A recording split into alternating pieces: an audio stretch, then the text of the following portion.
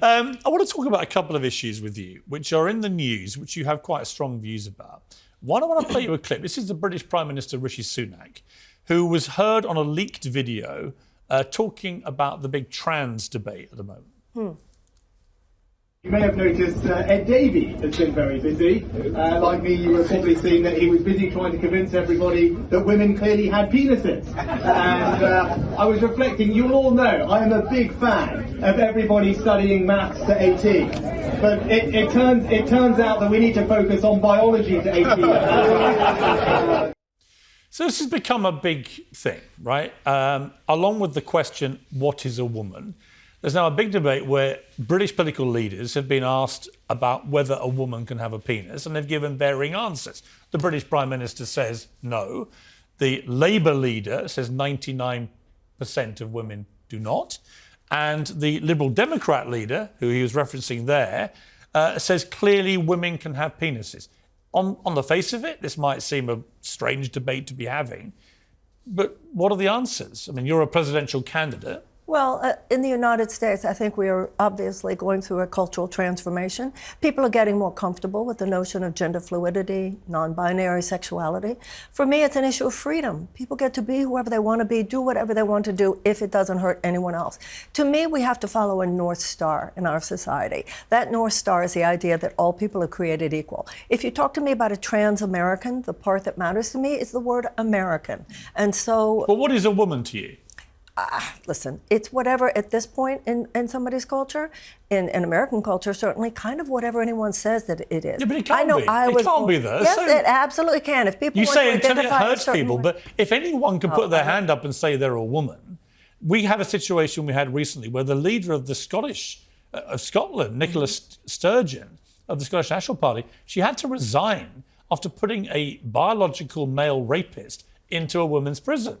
So there is obviously damage there from self-identity, isn't there? Well, certainly, but I think the issue there was rapists, not the issue of the sexual. What is the fact she felt that this male rapist who identified as a woman at his trial, that would be hard, right? Simply to get into a women's prison. Yeah. That's wrong, right? Yeah. Well, yes, but then that's once you're talking about something like rape, then obviously it becomes relevant. It's not relevant. What about sport? Well, on sports, I do think we need to protect girls who were born as girls. If they are in a situation where somebody, obviously because of the size of their muscles and of their body, gives them an But that's all biological males. Well, yes, that's sort of my point. So you would stop, well, hang on, just to clarify that, you would stop biological males competing against biological females? Unless it can be proven. There are some situations where somebody, let's say they were born as a man, but they're a small man, right? And it can be proven through hormone testing, through muscle testing, and so forth, that there is no biological advantage. But, you know, the other day I spoke at Cambridge University, and I noticed when I went into the area where the bathrooms were, that it said, use whatever bathroom you're more comfortable with.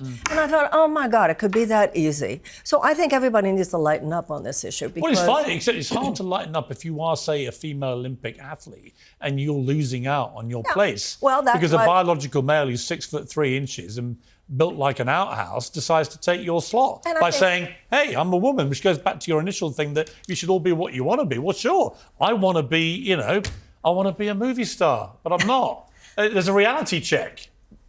If you're talking about specific instances, such as sports, such as where somebody goes in prison, et cetera, then obviously these become issues that have to be deciding points. But there is another world out there, which it's not hurting anybody. It just has to do with somebody's desire to identify a certain way, the area where we need to culturally open our minds to the idea of fluidity in gender and so forth. And both can be true at the same time. Well, I'm not sure it can, because I don't think you can have limitless self-identity without it infringing particularly on women's rights to equality and fairness. That's the problem with it. And that's why it sounds great to say, of course you can, but then you end up with that ridiculous woman, Rachel Dolezal, who decided to identify as black. Well, if you have limitless self-identity, why can't you? You know, I think that somehow we have to find that balance in ourselves as well as our society. How, as a lawmaker who wants to be the first female president of the United States, what's the balance? Because you either allow it or you don't. No, I disagree with you. As president, I think my responsibility is to the notion of all people created equal. I, as president, quite the opposite of what you just said. As president, hey, I want the whole notion of my presidency would be, please be who you want to be, do what you want to do, spread your wings and soar. If you get to the point where you're infringing on the rights of other people, you're going to have a hard time with me. How would you feel if a man a male politician decided to suddenly identify as female and became the first woman president of the United States? I'd be like, damn, but that wouldn't mean... You wouldn't just be damned, you'd be like, what? I don't think... You'd be horrified. But that doesn't mean I think it would be illegal or that it should I didn't say it'd be illegal. That's the whole point. No. The whole point, Madam Would-Be President, is it's perfectly legal. I think, well, that's my point. It's just wrong. I don't even think it's wrong. It's just I think we'd all down a few glasses of wine that night. We wouldn't be real happy about it. But Usain Bolt wants to run as a woman in the Olympic 100 meters. You going to allow it? No, I believe that this thing with sports, we must protect those who, when you see these girls who were born as girls and they have worked so hard, obviously, and I think most people see that. Quickly about reparations. Yes. So we've had lots of debates on the show about this whole issue. I have to admit, I come from a position, I don't see why people today should be compensated for sins against their ancestors, some cases centuries ago. Explain to me why I'm wrong. Because it's not just about you. It's about the responsibility that you have as a citizen to the fate of your country. And whether you're an individual or a nation, you're not going to have the future you want if you don't clean up the past. So but on that then, should I be claiming money back as someone in Britain from the Italians for what the Romans did, from the Normans for what they did, from the Vikings, for their forebears? Now, should I be claiming reparations from all of them? And if not, what's the difference? I'll tell you what the difference is. There is no way that a modern Brit is being economically disadvantaged by something that the Vikings did. Well, I think it's been a long, long time. You don't know. There might be people in the middle of Britain who are still suffering the appalling financial injury of what the Romans did to their families. Let me answer your question.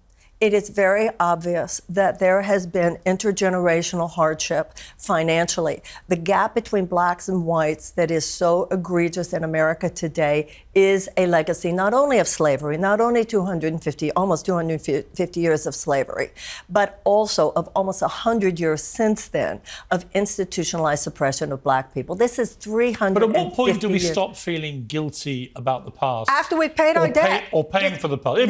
There's a difference between... But Marianne, here's my point. It never stops. Once you uncork that bottle, you end up never stopping. You need to let me talk. There's a difference between blame and responsibility. I don't feel I need to feel guilty. My parents came from Russia and Poland, my grandparents. So it's not about my grandparents. It's not about my feeling guilty. It is about my feeling responsible for the well-being of my nation. Germany paid over $89 billion to Jewish organizations after World War II. That's true. And I think that financial remuneration has had a lot to do with not only the financial, but even more importantly, the psychological and emotional healing between Germany and the Jews of Europe. And this is a healing that we have not had. That war was over in 1945. Ours was over in 1865, and we still take this toxic baton and we pass it generation to generation. You make a good point. I need a one-word answer to this question to wrap things, okay? Should Donald Trump, if he gets convicted of a federal crime and actually goes to prison, the Constitution says he can still be President of the United States. Should he be allowed to be? It's not about, the law is the law. Would it be disappointing? Would it be awful for the country? Yes, but if it's legal, it's legal.